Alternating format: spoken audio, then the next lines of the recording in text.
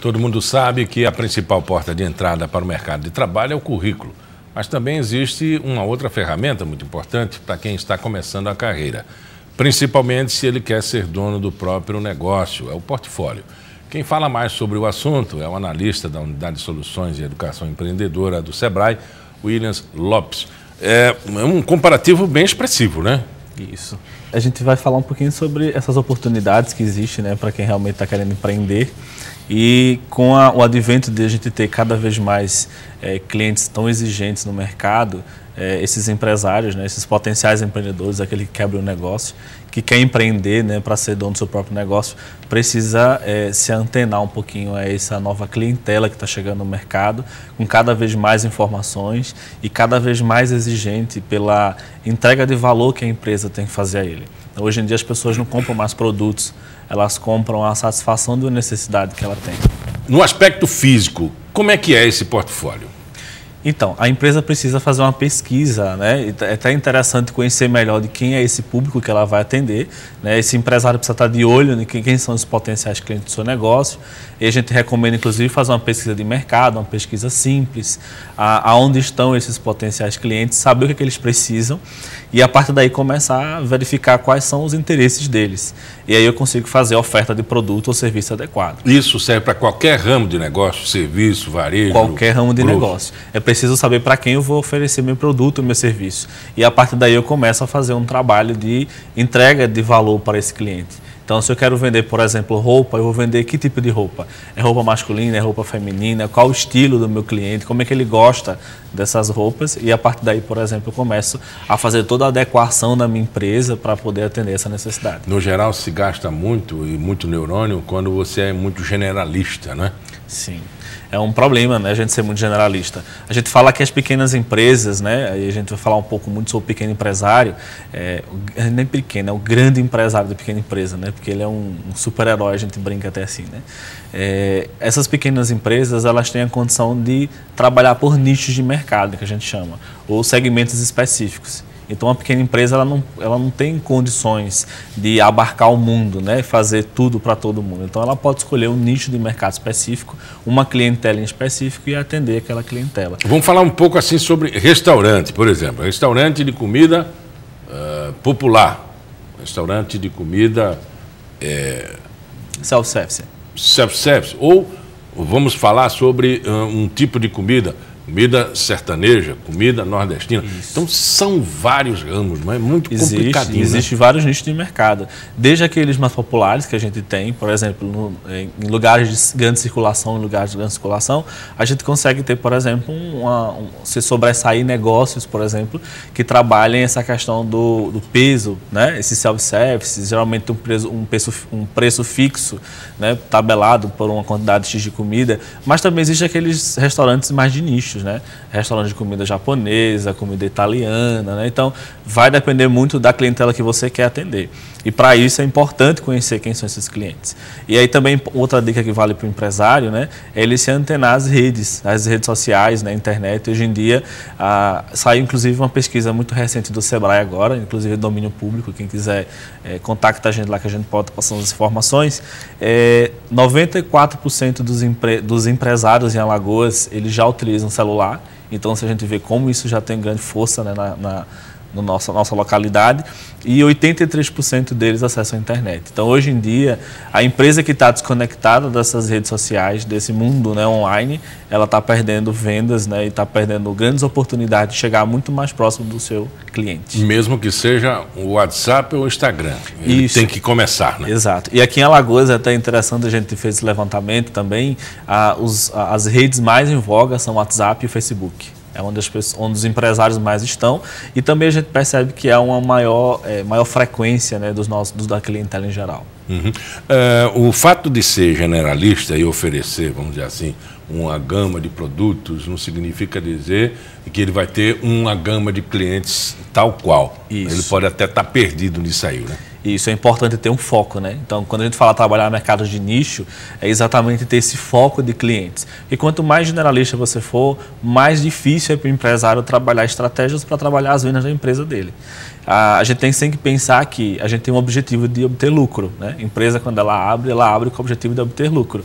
Então, trabalhar lucro não é fácil, porque a gente tem um monte de despesa para pagar, um monte de encargos, de tributos que a gente tem que pagar para governos, para N coisas, tá? E o lucro cada vez mais fica mais difícil. Então, é importante que trabalhe esse nicho de mercado para você ter uma comunicação mais direcionada, um trabalho mais direcionado, um atendimento direcionado para esse público, né, e que você consiga provocar importantes experiências. Você falou de uma série de vantagens aí para quem foca, né? Exato, é importante focar. E aí, por isso que é importante essa pesquisa inicial antes de abrir o negócio, ou até se você quer fazer um redirecionamento do seu negócio, fazer essa pesquisa de mercado. Então, dar esse direcionamento ajuda nessas estratégias e vale a pena o empresário trabalhar experiências de compras. E essas experiências positivas vão gerar um maior grau de fidelização. Esse foco é muito importante, inclusive, para manter estoque, né? Sim, é preciso planejar, né? Estoque é dinheiro parado, então tem que também ter um cuidado. Não pode ter um estoque muito alto porque é dinheiro parado. Mas também não pode ter produto na loja. Imagine eu fazer uma campanha, a gente está aí com o advento do Dia dos Pais, né? Então a gente chama que é a quinta data mais importante do comércio. Então a gente tem aí grandes oportunidades para vendas. E essas vendas vão ser feitas para os filhos, porque os pais são presenteados. Então vale a pena a gente pensar nisso, né? A campanha tem que ser para os filhos que vão comprar para os pais. A campanha tem que ter foco também, né? Também tem que ter foco. Tem que acompanhar todo o foco. Quem é o pai, né? Quem é o pai de quem está comprando? Precisa entender um pouquinho, né? Qual o meu produto? Eu quero vender para quem, né? Isso. Nesse Dia dos Pais, por exemplo, a campanha é muito direcionada para os filhos, porque eles que decidem a compra. O pai, ele é o beneficiário. Mas eu preciso trabalhar uma boa experiência de compra. Imagina a idade do pai, né? As opções. Idade, qual o estilo dele, se é uma pessoa mais que trabalha em escritório, se é uma pessoa mais que está na rua.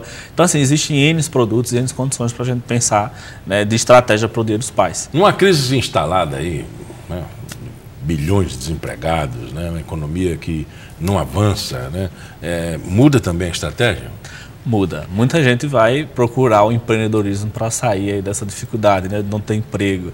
Mas é preciso abrir um negócio com os pés no chão, né, e com muito planejamento. Porque às vezes a gente diz assim, eu sou muito bom em fazer alguma coisa. Eu sou muito bom em cozinhar, eu sou muito bom em arrumar roupas, por exemplo, né, em customizar roupas e em outras atividades. Mas é importante ter planejamento para isso. Tem que saber onde quer chegar e tem que saber a quem você quer atender. Porque, como a gente falou no início, né, ser muito generalista vai dar uma sensação de estar perdido algumas vezes para o empresário. Então, quanto mais foco ele tiver, quanto mais planejamento ele tiver, mais condição de ter lucro, né, e ter longevidade empresarial, que a gente chama, né? A empresa possa continuar e não fechar em 2 anos, né, cair no número das mortalidade empresarial desse país. Tem muita gente que tem vocação, inclusive empreendedora. Outros não têm nenhuma. Outros se descobrem assim, numa crise. Mas qual seria o primeiro passo? Fazer aquilo que gosta, fazer aquilo que dá mais lucro, fazer aquilo que dá menos trabalho. Qual é o norte, o ponto de partida? Então, vai depender de N fatores, né? A gente tem uma fórmula, assim, de dizer, empreenda assim que vai dar certo. Mas, primeiro passo para quem quer abrir um negócio primeiro, gostar do que faz, né? Porque se você não gostar do que faz, dificilmente você vai fidelizar outras pessoas, você vai atender bem, você vai comunicar bem, você vai entregar um produto ou um serviço que seja satisfatório. O segundo passo é pensar em planejar, né? Não basta a gente ficar somente na ideia, porque eu gosto, porque eu tenho interesse, é preciso planejar bem. E a gente ir avançando, né, nesse planejamento e pensar sempre na experiência que eu vou provocar no meu cliente. Porque, como a gente falou, né, o cliente não quer mais o produto. Quando eu compro um passador de slide, por exemplo, né, numa loja de informática, eu não compro um passador de slide. Eu compro a comodidade, por exemplo, de numa palestra, eu não precisar estar toda hora lá no teclado, tocando no teclado. Então, isso dá mobilidade, isso dá uma condição melhor de trabalhar. Então, isso é um exemplo bem pequeno, né, em relação a tantos outros. Então, eu preciso pensar no cliente. O que é que eu quero atender nesse cliente? Aí, a partir dessas oportunidades, a gente vai ver quais são as melhores estratégias para vender mais, quais são as melhores estratégias para fidelizar clientes e enveredar por aí. Não é fácil, Mas nós lá, enquanto Sebrae, a gente está de portas abertas para ajudar esses empresários. É estratégico abrir mão, por exemplo, do lucro, né? Reduzir a sua margem de lucro para fidelizar cliente? Muitos empresários eles abrem mão da margem de lucro para ter condições de se sustentar, né? Manter a empresa funcionando. Então é normal que num primeiro período, e aí por isso o planejamento é importante, que no primeiro período a gente não tenha lucro, né? A empresa, pelo contrário, o empresário precisa investir no negócio para ele ter condições de caminhar. Mas a ideia é que ao longo do tempo ele se torne sustentável. Mas isso funciona para um plano B, não para quem está em crise, né? Quem está em crise vai começar um negócio sem lucro. Isso, a priori é a manutenção do negócio, né? Você precisa retirar dali uma condição de viver, né? Então, não pode também ficar só no vermelho. Separar a caixa, né? O que isso é é fundamental. Caixa de lucro, o que é renda, o que é, vamos dizer assim... Fundamental. Fundo de caixa. É fundamental. É preciso separar bem o que é da empresa e o que é do empresário. Porque às vezes, nem tudo que entra na empresa é lucro, né? A gente precisa lembrar disso. Tem as contas para pagar, tem os funcionários, tem fornecedores, precisa renovar estoque, precisa ter fluxo de caixa. Provendo de participação no lucro de quem está dentro da empresa. Um diretor que não está na empresa tem uma margem, né? O outro precisa ter salário, que está dentro da empresa. Isso é fundamental na discussão, por exemplo, de uma sociedade, né? Isso, é importantíssimo. É preciso dizer o quanto que a empresa vai remunerar. A gente chama do prolabore, né? Então você tem que ter isso muito claro. Então se você fatura, um exemplo, R$10 mil por mês, né? Um exemplo, quanto daquele dinheiro vai ser destinado para esse pagamento do seu salário, né? Da sua manutenção? Quando a gente fala do empresário, do individual, né? Então ele precisa manter a casa, manter os filhos e manter a empresa funcionando, né? Conversamos com o Williams Lopes, analista da Unidade de Soluções de Educação Empreendedora do Sebrae. Muito obrigado pela entrevista. Nós que agradecemos e a gente está lá de portas abertas, aqueles que precisarem empreender, a gente está à disposição. O Pauta Especial fica por aqui, voltamos no nosso próximo encontro, sempre às 11h30 da manhã, com reprise às 4h30 da tarde. Até lá.